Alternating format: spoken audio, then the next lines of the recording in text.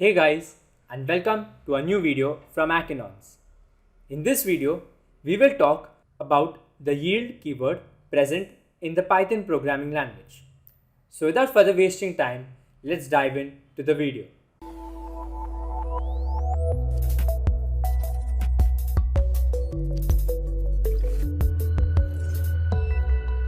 Before understanding the yield keyword, let me show you a function that I've created. So basically I've created a function with the name called as findProduct and takes in an array of integers as an argument, and what it does is loops through each item in the array and replaces each item with its product of 2. So let me show you its quick execution.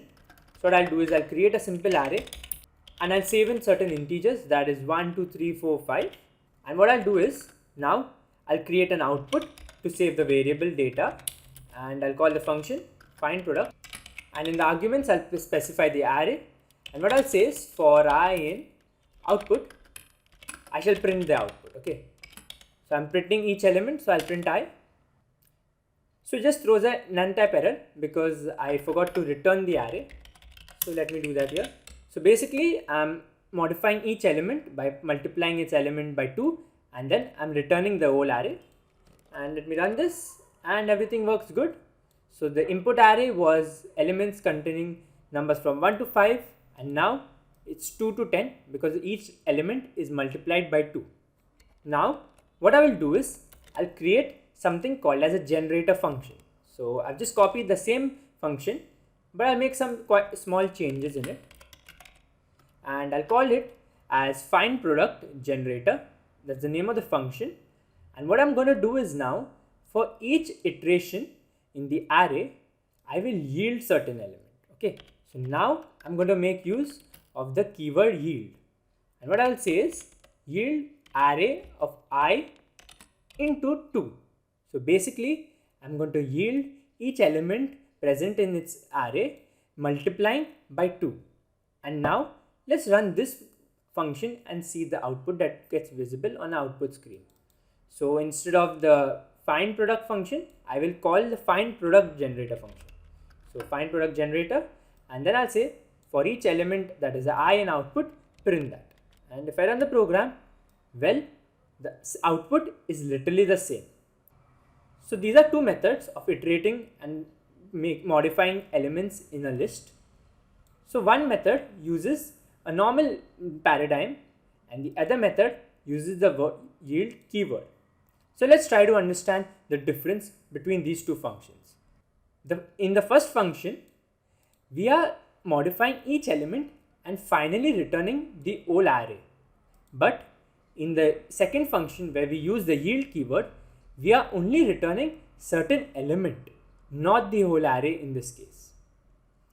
Now the question arises, which is the most efficient method to solve this problem? And I will go with the second function, that is the function that makes use of the keyword yield, which is also known as a generator. So now that we know what yield keyword does, we'll try to understand why the yield keyword is more preferred using. The first reason could be it makes the function pretty tidy.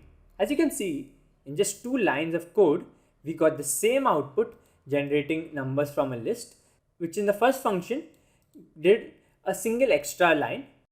The second reason is making use of this keyword is great because our programs become space efficient as well as speed efficient.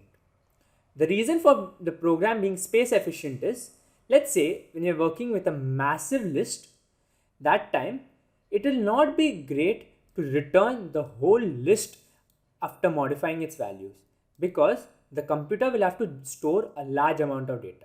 During such scenarios, it will be more convenient to yield or return just a single element, and then we can iterate over these elements and find the desired output. And after the execution of this function, the single block of memory is deleted from the computer's memory, and this improves the space complexity of our code.